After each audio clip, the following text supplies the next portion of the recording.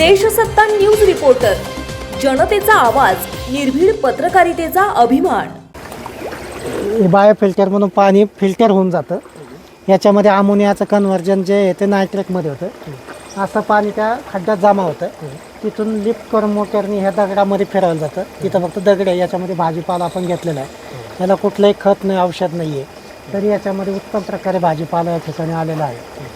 तर हे एक ॲक्वापोनिक्स असं म्हणतात त्याला. प्रथम काय होते याच्यामध्ये पाण्याचं? हां, पाण्याचं काय होते म्हणलं तुम्ही? त्यात सांग का? मासे मासे ते. हां हां. यामध्ये मासे आहेत. हो, मासे. यात माशातनं जे पाणी निघल ते पाणी परत तिकडं फळांसाठी भाजीपाल्यासाठी वापरलेलं.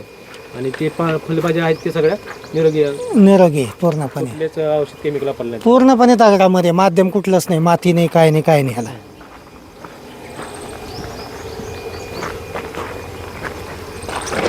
हे बघताय तुम्ही, पूर्ण दगड आहे.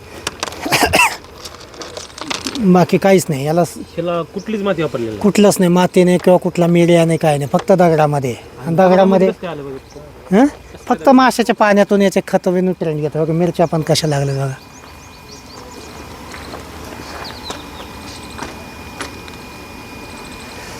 मातीचा वापर न करता नुसतं हे बघा आता इथे डोबळी लागली. टमाटे पण फुलं आले सगळे. आणि ते फ्लॉवर. ते याच्यामध्ये लेटूस म्हणून आहे. म्हणजे शेती करायला माती न लागता मातीची गरज नाही आता शेतीला. दगडात सुद्धा तुम्ही बांधू शकताय.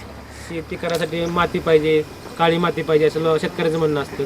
पण दगडात सुद्धा शेती येऊ शकते. त्याचं जिवंत उदाहरण इथं हे KVK मध्ये तुम्हाला पाहायला मिळणार आहे. हं. म्हणजे एक आश्चर्याचीच गोष्ट आहे की ते शेतकऱ्यांना माळरानामध्ये हं. असा जो व्यवसाय त्यांनी केला मत्स्यपालनाचा, त्यातनं जो वापरलं पाणी कमी पाण्यात कमी जागेत भाजीपाला आणि मासे एकत्रित दोन्ही मिळू शकतात त्याला. दोन्ही उत्पन्न मिळू शकतं. हं. ठीक आहे.